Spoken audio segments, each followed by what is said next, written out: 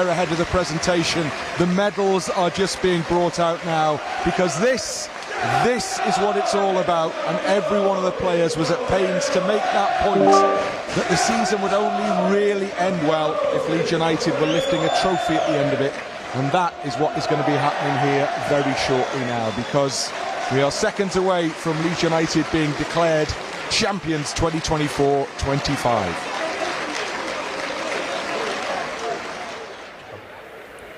Yeah, the trophy lift is about to happen very, very shortly. We just the team behind the team. Yeah. And I think everybody, like Simon says, played a huge part. And what I like about it, in the last home game we saw, it wasn't just the players celebrating. It was everybody combined celebrating family, together. Friends, yeah, everybody, and that's what I love about the culture that this team has developed. A lot of champagne. That's funny, isn't it? He's first person coming out the tunnel is that.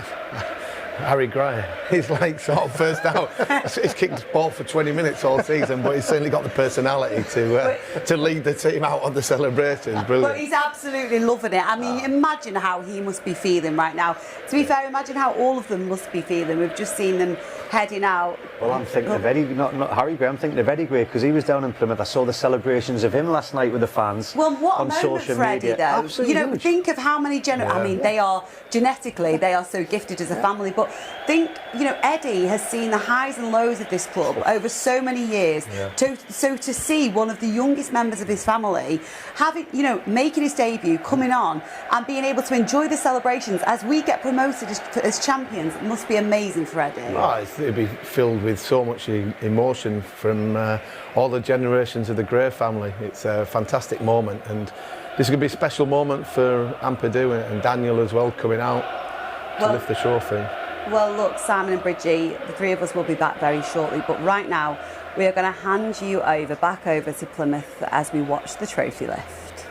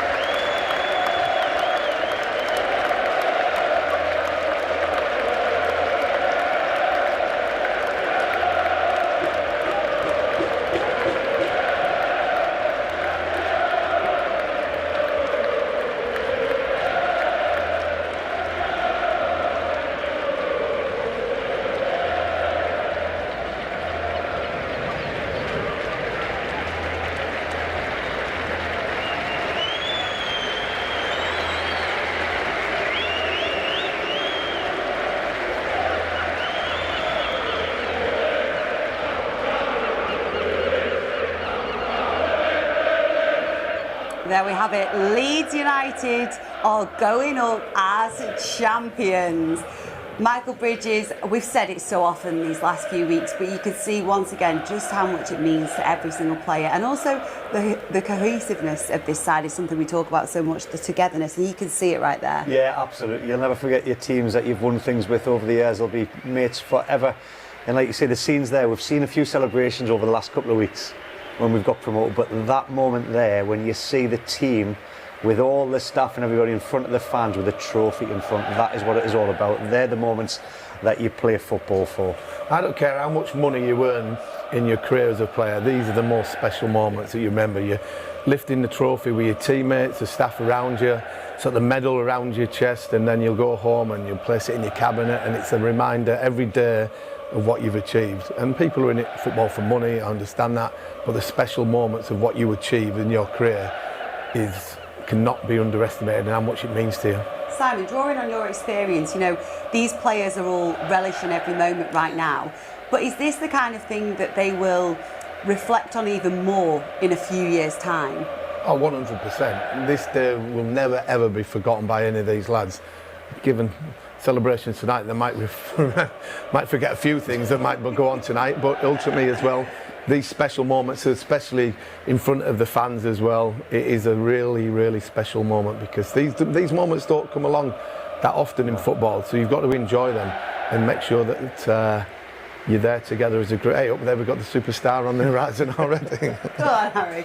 And also, Bridget, you have to remember the reason why. You know, we spent the last week and a half, 2 weeks celebrating, but this has been a very long season for these players, and they've proved themselves consistently, and they deserve this moment. Yeah, but actually, but this is just the end of it, isn't it? This is just the tail end on top of all of that hard work. Yeah, the hard work, and like you say, I think some of the other staff will be getting more hard work over the next few days as well, because now the planning goes into the Premier League, which is huge. But what they've achieved this season, Championship, me and Simon have both been involved in it. It's a long, long season. The games come thick and fast, along with the cup competitions. They've handled it absolutely fantastic on the field and off the field, because I've got to give the lads credit. There's a lot of duties that you've got to do in the community, off air. You keep your social media content going for this football club, and they've embraced it as well. So it's not an easy thing to do, and these scenes are the justifying of why you're putting all the hard work. I know I mentioned it earlier, but a majority of this group have suffered the pain of last year, and you either have two ways of dealing with it. You either say, right, it's happened, I'm going to sulk, I'm going to mourn about it, or you actually go, I'm going to turn it into a positive next year. I'm going to make sure that I'm not ever going to be this down again in my career. I'm going to be positive. We're going to go and see what Southampton did, and Leicester and Ipswich last year, the celebrations, and that's a mental strength that you have to have as a group, not just the players but the staff behind, and ultimately the manager and Daniel Farker as well. Just going to say there, Simon, do you credit the players for that, or is it because of this guy and his staff and everybody that have all pulled in the same direction to keep them focused? Look, you're the coach, the manager, you're the main person. You've got to deal with everything. You're babysitting nearly 40 people there. Yeah. You know what I mean? You're dealing with everybody's emotional strengths and weaknesses. They all going to have good days and bad days, but who motivates the motivator as a coach? You've got to do it yourself. Sometimes you can be down after a result, but Daniel's got this idea and philosophy that he just keeps very level-headed, and that's full credit. And nobody's been more motivated and more hurt from Southampton game last year. One, to get over it, but two, to put it right what's happened this year. So full credit to all of these players and staff. And another man that's lifted the trophy there, Carl Darlow, came in, he's waited. He's the man that's had to play second fiddle to Melia to push the first team goalkeeper, the first choice, all the way, wait for his opportunity. And when he's taken his opportunity towards the latter end of the season, he has been absolutely incredible to give that defensive unit stability once again when it was just looking a little bit frail.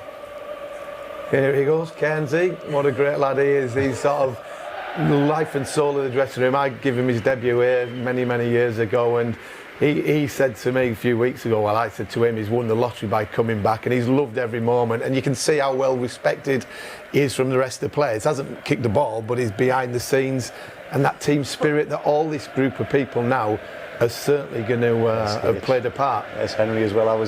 He was a player here as well. Now, class. And actually, you know, even the players and the staff, people that haven't kicked a ball, like you say, Simon, they're just as important. This is a real team effort, isn't it? 100%. People behind the scenes, like the masseurs going in every Sunday after a game, and maybe every Wednesday on the recovery day, doing the work, travelling, doing all them things, all the analysts doing all the preparation for Daniel, for the individual clips that players are doing. Again, it's brilliant for them all. Yeah, so many familiar faces there that have seen, again, the highs and lows that we've experienced at this club, as have many of the fans who've travelled there today, which makes it even more special, doesn't it, Bridgie? Because we've been saying the last few weeks, it feels very un-Leeds-like to be able to just sit and enjoy performances and feel like the pressure's off. The distance of travel today to go down to Plymouth to see this is what it is all about. Again, you talk about the players remembering this day for the rest of their lives, the fans will as well. And the ones that I just love the scenes, and there's nothing. Why do we play football? We play football for the fans. Correct. Why do we send an LUTV cameraman when we've got Largy Ramazani who's filmed the whole thing? We could have just sent him as our cameraman. I can't wait to go out with him again tonight. That's you getting in at 4 a.m. Right. But like we say, they deserve all of these celebrations. You can see Willie Nonto there sat down, absolutely living the dream. And in terms of best life and enjoying every moment, we just saw a little glimpse of Daniel Farker, and I wanted to talk to you. Why I signed for this club in the Championship, I would have never signed for any different colours. I got the feeling so one day, but it cost lots of energy after we have achieved our big goal to be again there on it today and to make sure that everyone is on it. And the halftime talk today was complicated. I need to be so concentrated right now, just about enjoying. And yes, I'm happy that we are able to have all this medal. I think this memory. Beers tonight, lads? Eh? Oh yes. I'm pretty Champagne, sure Daniel. then, I'm following Simon. Champagne, then beer. Champagne, beer. Well, I'm off into town after it anyway. Yeah, Simon Grace is well up for it. Simon, we can't get off air early for your night out, I'm sorry. But it was lovely to hear Daniel Farke there, wasn't it? Talk about how proud he is of these lads. He gets so much praise and he always deflects it, doesn't he, Simon? Yeah, he's very humble. He's sort of, certainly, he's an experienced coach. He knows what the game's all about, not just tactically, but behind the scenes, what he needs to motivate his players, to motivate his staff. And he realises he's the main man, but he's got so many other cogs in the wheel that make things happen. And it's been plenty of celebrations and Willie Nonto having his shorts pulled down, which is fantastic. But yeah, Daniel sort of is a very humble person who reflects what it means to this city and this football club and how you represent it. Right, let's. I don't know. I can't explain what I was feeling. It was just pure goosebumps, and yeah, I'm thanks God to it happened. I think I screamed even louder than normal. It was incredible.